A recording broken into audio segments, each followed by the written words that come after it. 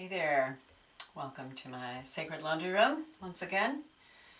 So I've been thinking a lot lately about the challenges that we are facing as a nation when we have, two parties and then somebody wins and somebody loses and that kind of thing. So it's interesting how like half the people are happy, half the people are not happy.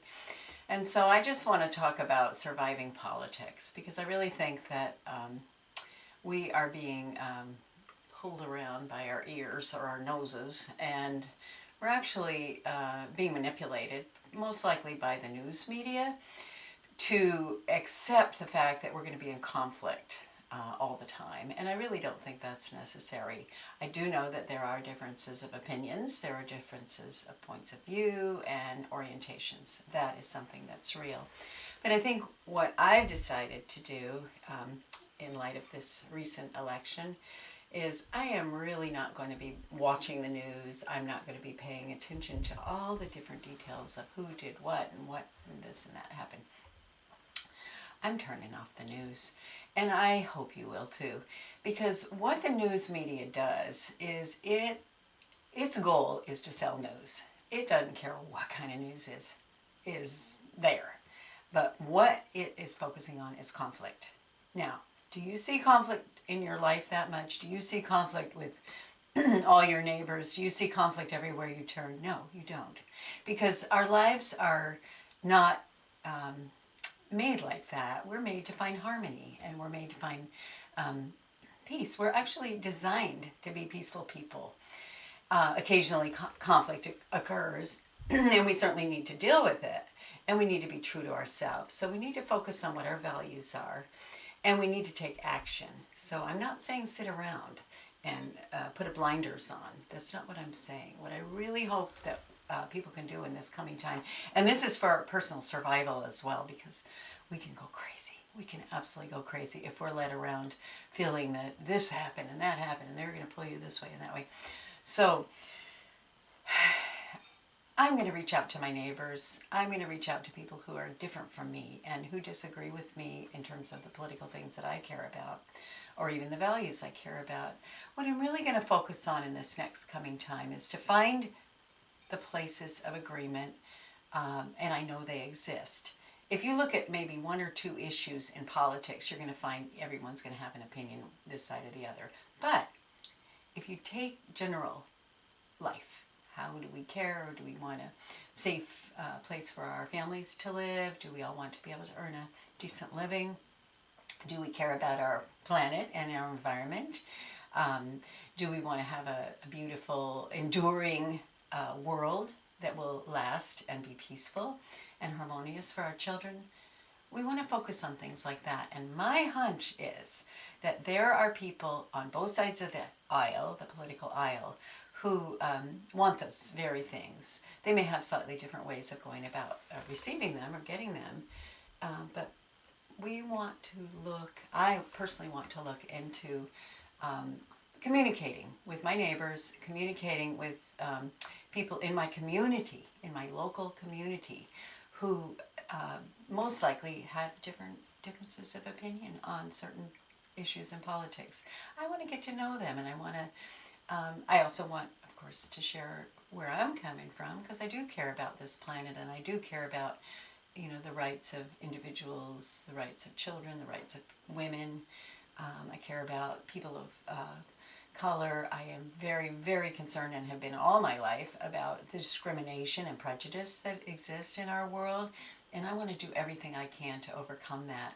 So I want to stand by people who are standing up for things I care about. For instance, the water protectors out in South Dakota now. I want to really look at that issue, and I want to help my neighbors and my friends and all of us to understand how we can support that part of the world as well. So, can we make an agreement to turn off the news? It is hurting us individually on a personal level. It's also hurting our families. I heard a story from a kindergarten teacher recently who was dealing with the aftermath of the election, and in fact during the election as well. And these little 5-year-old children are coming into her and weeping and crying because of something they heard, a political commercial that they heard on television, and they don't understand it. They don't really know what it's about, but they are weeping and very, very concerned about the world. So we need to protect our children. We need to protect those who don't maybe have enough maturity to understand that this is just a big game. We can do it.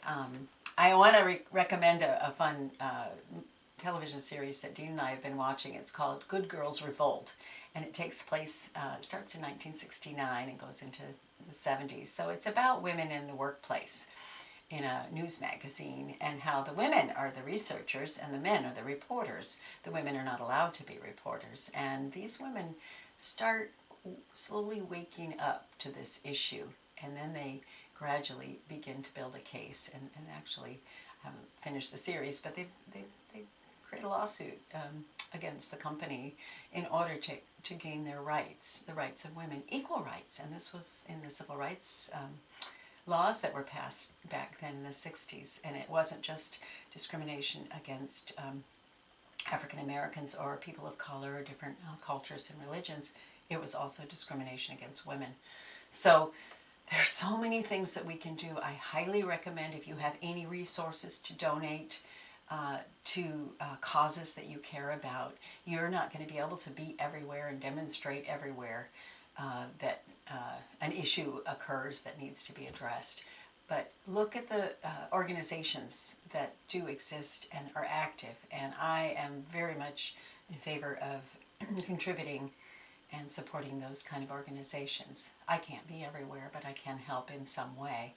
And whether you have money or even you have a little bit of time or you can make some phone calls, those are things. So we can take action. We're not putting blinders on, and we're not closing our eyes to the reality of things. We are in a very intense time, and there's a lot that we need to do in order to prevent ourselves from, first of all, going backwards in terms of all the progress we've made in the last 40, 50 years.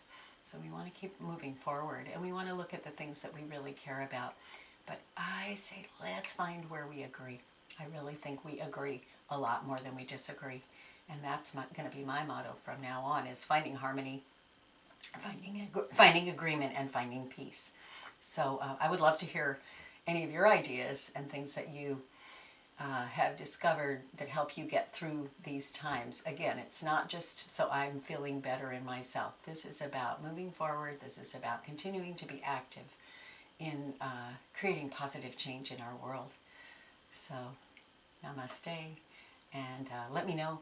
Check out our blog at soundings.com and give us some feedback in terms of things that you've discovered to find peace with your neighbors, peace with the people you disagree with. I call it it's like a parent conflict. They stir it up so it seems like we're always at war, we're always at conflict. I don't think that's the case. I think it's the appearance of conflict, and when you dig deep, we find that we agree on a lot more things than we disagree about. So have a peaceful day. Talk to some people that you don't know. Get to know your neighbors. Jesus said, love your neighbor. How can you love your neighbor if you don't even know your neighbor? And especially if you don't know people that are different from you. We, in our part of the world, live in a bit of a blue bubble. There's a whole red bubble out there. There's purple bubbles. There's all kinds of bubbles. So maybe that's what we need, is a big purple bubble, that we can all just say, hey, we're human beings. We live on this earth together. We live in a community where we need to protect our waters and our air and all the aspects of the quality of life. So, hey, let us know what you think. Thank you.